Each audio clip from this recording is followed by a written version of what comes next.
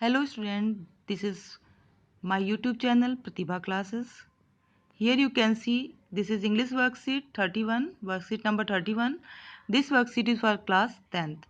15 सितंबर की वर्कशीट है. वर्कशीट पे आपको आपका name and class teacher name लिखना है. ग्रामर पे बेस्ड ये वर्कशीट है, डिटरमाइनर्स और आर्टिकल पे. इससे पहले भी आपकी डिटरमाइनर पे वर्कशीट आ चुकी, मोडाल्स पे आ चुकी है. तो just let's start. Hello student, hope you all are safe and smiling. This worksheet onward, let us try our hand at some structures of grammar like determiners, modals, subject verb concord, tenses, reported speech, commands, statement, questions. यहाँ पे आप बता रहा है कि आशा करते हैं कि आप सब अच्छे होंगे, सेफ होंगे, खुश होंगे. और ग्रामर पे हमें जो डिटरमाइनर्स, मोडाल्स, सब्जेक्ट वर्ब कंकर, टेंसेस, रिपोर्टेड स्पीचेस, इस पे हम वर्कशीट आगे आएगी. और यहाँ पे बोल रहा है कि हम ट्राई करते हैं अपना प्रैक्टिस करने का. तो यहाँ पे क्या दिया हुआ है, डिटरमाइनर और आर्टिकल. आज जो आपकी वर्कशीट है इसमें आपको प्रैक्टिस करनी है. Activity on determiners and articles. The post master helped Lencho with money. Post master ने लेंचो की पैसे से मदद करी, मनी से. The post office offers the facility of sending money through money order. Post office हमें सुविधा देता है कि किसी को भी हम मनी ऑर्डर के थ्रू पैसे कहीं पे भी भेज सकते हैं. This is how I did it. ये मैंने कैसे किया उसके बारे में नीचे my visit to the post office में है.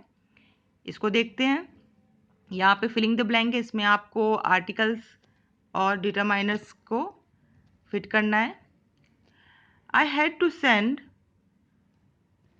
some or few money to my brother through the post office. कि मुझे अपने भाई को पोस्ट ऑफिस के थ्रू कुछ पैसे भेजने हैं. तो यहाँ पे हम सम का यूज करेंगे बिकॉज मनी है. मनी को आप अनकाउंटेबल रखते हैं, तो यहाँ पे सम को यूज करेंगे. यहाँ पे सम में तो यहाँ पे क्या आएगा, सम आएगा, फ्यू नहीं आएगा. नेक्स्ट देखते हैं. डैश समवन और anyone told me that it was dash cheapest way of sending money. मतलब किसी ने मुझसे ये बात मुझे बोला कि ये जो मनी ऑर्डर करने का जो तरीका है वो सबसे सस्ता तरीका है किसी को भी पैसे भेजने का. तो समवन यानी किसी ने कहा, किसी पर्सन ने, कोई भी पर्सन ने नहीं, किसी पर्सन ने कहा.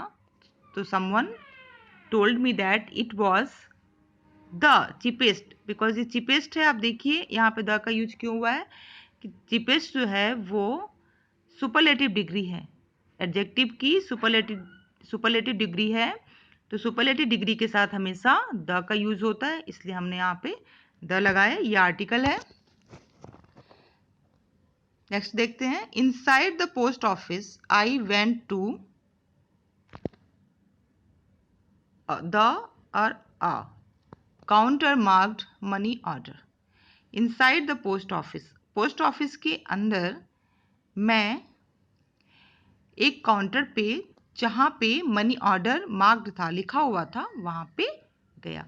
तो यहाँ पे हमने द का यूज किया. क्यों किया? क्योंकि ये स्पेसिफिक, ये बिल्कुल डेफिनेट जगह है, इसलिए. अगर ये यहाँ पे मनी ऑर्डर नहीं लिखा होता, सिर्फ काउंटर लिखा होता, तो हम यहाँ पे अ लगाते.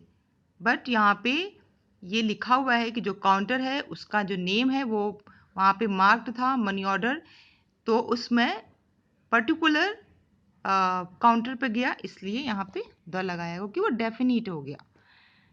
आई bought a money order form by paying money to the person at a counter. यहाँ पे हमने ये क्या बोल रहा है कि आई बॉट, कि मैंने एक मनी ऑर्डर फॉर्म खरीदा पैसे भेजने के लिए एक काउंटर पे एक व्यक्ति से. तो यहाँ पे हमने अ का यूज इसलिए किया क्योंकि एक मनी ऑर्डर फॉर्म एक मनी ऑर्डर फॉर्म मैंने खरीदा, तो इसलिए हमने अ का यूज़ किया एक के लिए यहाँ पे। और यहाँ पे हमने पर्सन एट अ काउंटर इसलिए यूज़ किया क्योंकि वो कोई डेफिनिट काउंटर नहीं बता रहा, इसलिए।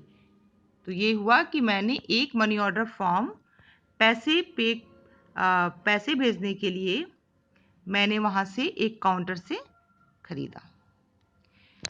फिलिंग द एमओ यानी money order form was easy. Some boxes were given to fill in my details. जो मनी ऑर्डर फिल करना था वो इजी था। सम बॉक्सेस, कुछ बॉक्सेस वहाँ पे दिए हुए थे in my details. All details had to be completed. यहाँ पे देखिए सम हमने लगाया कि कुछ बॉक्सेस वहाँ पे दिए थे इसलिए, और यहाँ पे हमने फ्यू और ऑल लिखा है, तो ऑल डिटेल्स जो बॉक्सेस बने थे मनी ऑर्डर फॉर्म में, उसमें जो डिटेल्स फिल्स करनी थी हमें, उसमें all detail had to be completed, सभी डिटेल्स को कंप्लीट करना था, सभी डिटेल्स को, तो इसलिए हमने यहाँ पे ऑल लगाया। I paid the amount which I wanted to send to my brother to the clerk along with the transfer charges. मैं यहाँ पे द क्यों लगा? I paid the amount, मैंने अमाउंट पे किया जिसे मुझे अपने भाई को भेजना था। क्लर्क को मैंने वो पैसे दिए, पे किया जो पैसे मुझे भेजने थे, और अलोंग विथ किसके साथ? जो ट्रांसफ़र चार्ज था यानी पैसे भेजने के लिए जो चार्जेस थे उसके साथ मैंने वो अमाउंट जो मुझे भेजना था वो भी मैंने दिया, पेड किया। तो यहाँ पे द क्यों यूज हुआ? I paid the amount because यहाँ पे कोई फिक्स अमाउंट की बात की जा रही है जो उसे अपने ब्रदर को भेजना है, एक पर्टिकुलर फिक्स अमाउंट, इसलिए हमने यहाँ पे द का यूज़ किया। द हमेशा डेफिनेट चीज़ों के लिए यूज़ होता है जब जिसका हमको पहले से पता हो।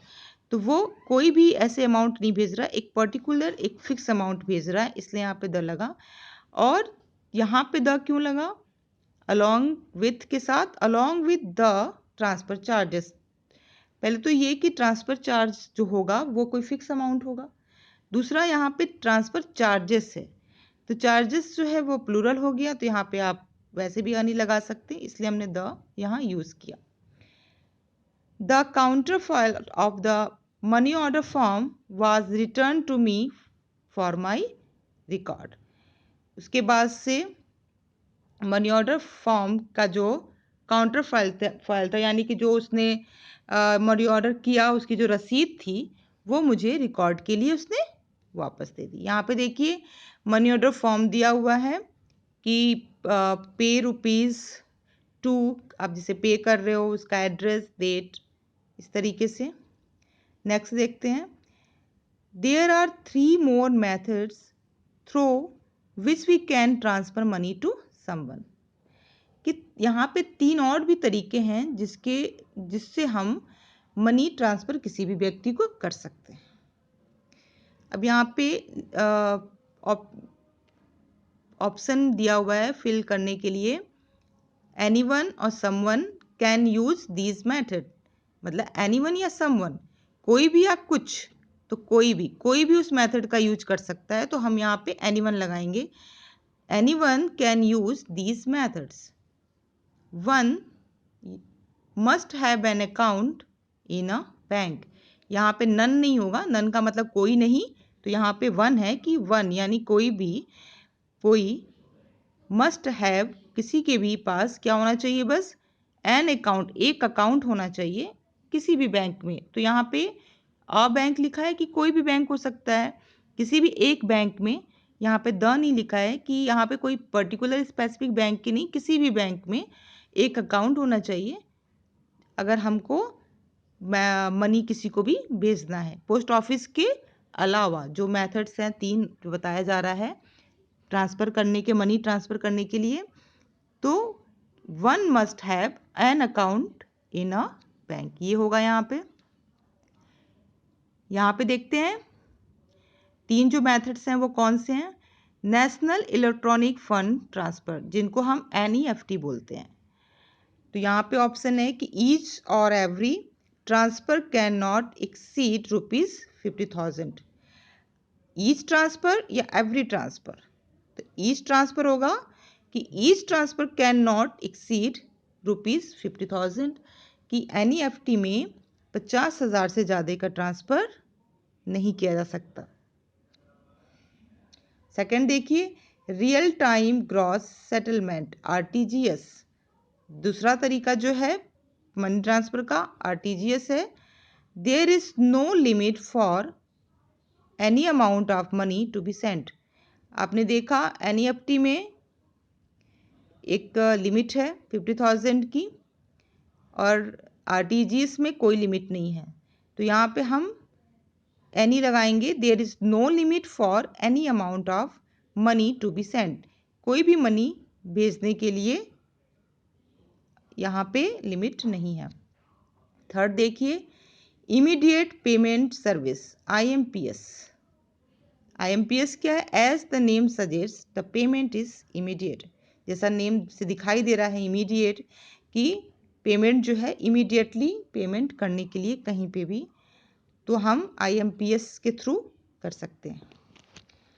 तो this worksheet is completed. Thanks for watching. I hope you enjoyed this worksheet.